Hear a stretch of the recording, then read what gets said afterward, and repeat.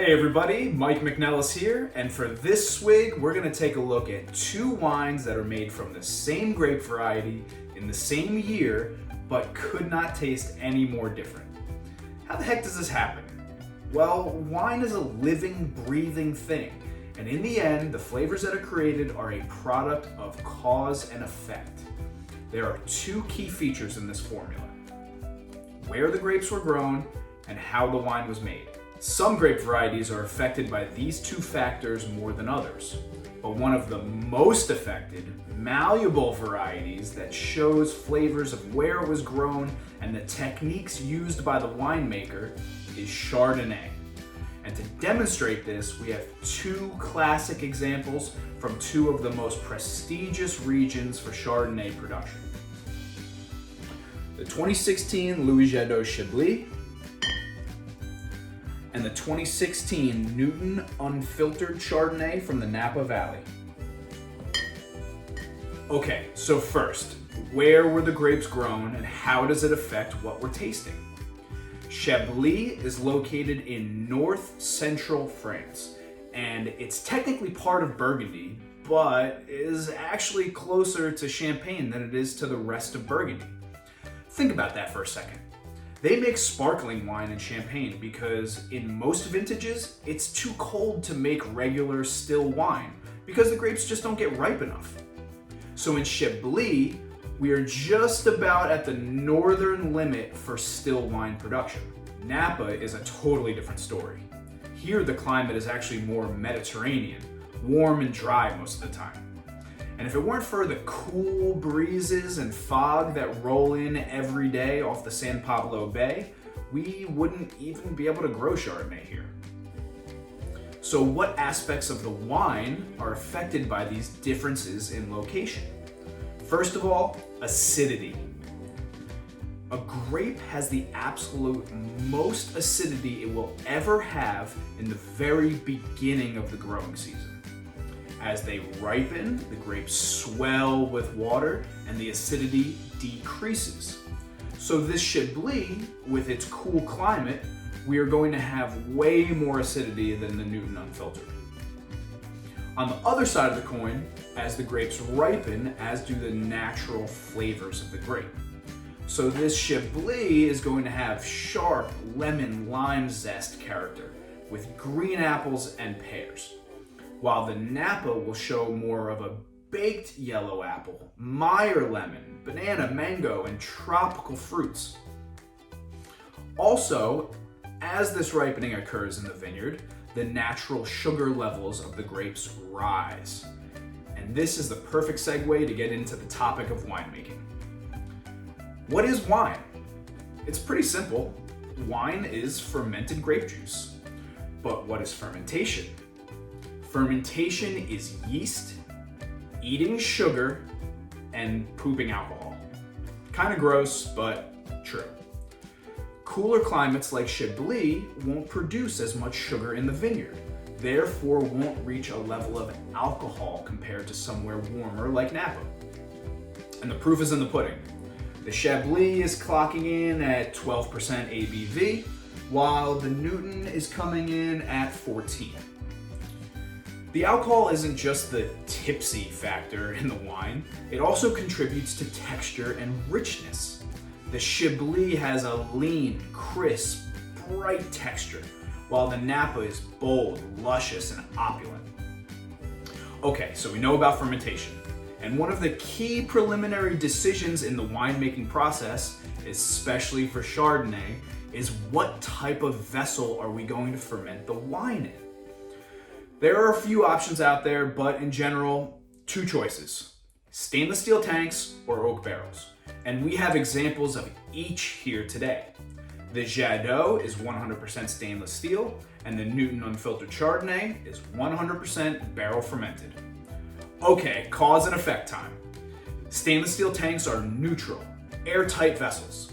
This means they will impart no flavor into the wine and keep it away from contact with oxygen.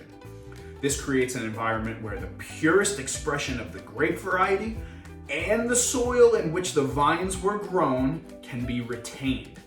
Side note, Chablis' most important soil is called Kimmeridgian.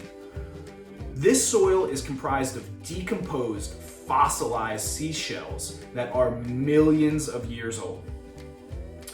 Technically, we don't have the science to support it, but you stick your nose in this glass and I swear you can smell oyster shells. There's gotta be a correlation there. Anyway, moving on. Like I said, the Newton is 100% barrel fermented. Barrels are certainly watertight, meaning they won't leak, but not airtight vessels. That means in this environment, the wine can breathe through the pores of the wood. And when there is this slow, steady contact with oxygen, new flavors are produced. The wine softens out and gains this very delicate, nutty character. The next winemaking technique that comes up all the time, especially with Chardonnay, actually involves a byproduct of the fermentation process. And that is the wine's contact with the lees. And what is lees? Well, when these yeast cells are going around, munching on all those sugars, producing all the alcohol and wonderful flavors that we love, sooner or later, there will be no sugar left to eat. Or the yeast will be so exhausted, so they kind of just give up, die, and fall to the bottom of the tank in the form of an extremely fine sediment.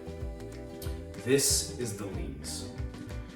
And when these dead yeast cells, or lees, get stirred up by the winemaker, it gives a texture and richness to the wine, along with some yeasty bread dough sort of flavors. We call this process bâtonnage. And the more the winemaker stirs, the more texture we get.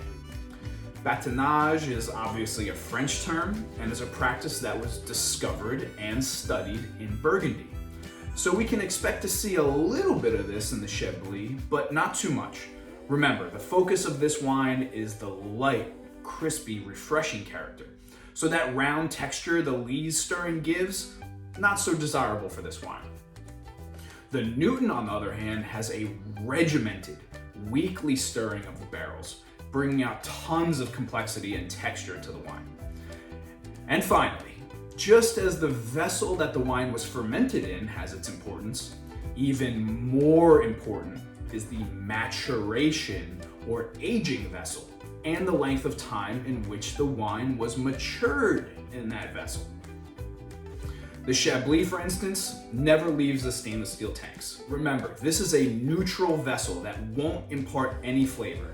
So the wine sits between 9 to 12 months, allowing the flavors to come together, and then it goes right into the bottle. Fresh, clean style, and ready to drink as soon as it hits the shelves. Anytime we see barrel fermentation, we're going to see maturation in the same barrels. Another side note. It should be noted that when we ferment in barrel, the integration of the oak flavor is generally going to be better than a wine that was fermented in stainless steel and then transferred into oak barrels for aging. Meaning, when we taste the wine, it's not like boom fruit, boom oak. Everything is just harmonious and together as one. Makes a bit of a nicer drinking experience. Now, it costs more money to barrel ferment because you have to pay somebody to go around to check up on each individual barrel as opposed to just a few huge tanks, but many say the quality difference is worth the labor cost. The Newton spends 15 months in high quality French oak barrels, of which 30% are brand new. And it's that 30% that will give the greatest impact on the flavor. Beautiful vanilla, hazelnut, caramel, and nutmeg. Great flavors to complement the ripe fruit character. The 70% of used French oak barrels won't add much flavor, but it will allow that slow breathing of the wine to continue, which adds a dimension all on its own. And there is certainly something to be said when it comes to the unfined, unfiltered bottling practices by Newton. To do this, the fruit that comes into the winery has to be absolutely pure and healthy. any little bit of rot, fungus, or unhealthy grapes can lead to these bitter, off flavors being produced. This is the reason why most fining usually takes place, to strip out impurities. The problem with that is that it can also strip out the character of the wine that adds to its complexity and quality. The folks at Newton do a fantastic job sorting through the fruit, assuring that only the very best grapes even make it through the doors of the winery. Okay, enough talking. Let's taste these beautiful wines. The nose on the Chablis is delicate, but there's a lot going on. That zesty citrus peel, green apple skin, green pear, and then the trademark flinty minerality that all the best Chablis have. On the palate,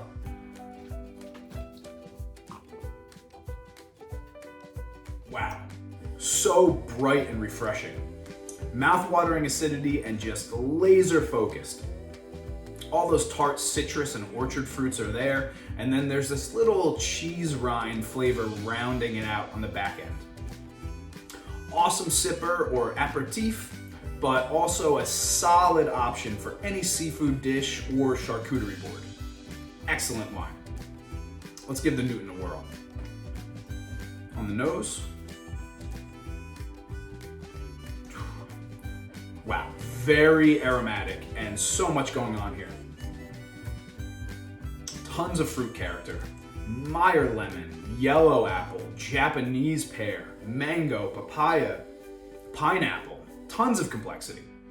And complemented so well by all the aromas from the winemaking. This brioche bread dough from the Lees contact, and then the toasty, nutty caramel and baking spices from the super high quality French oak. One of those wines you can tell had loving, tender care along the way. Let's give it a taste.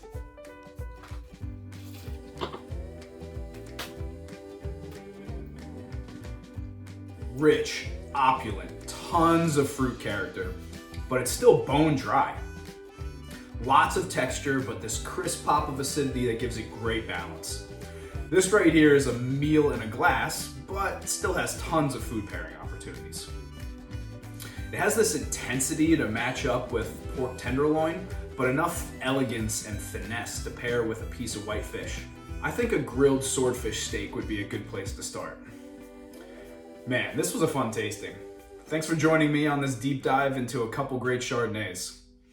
Cheers.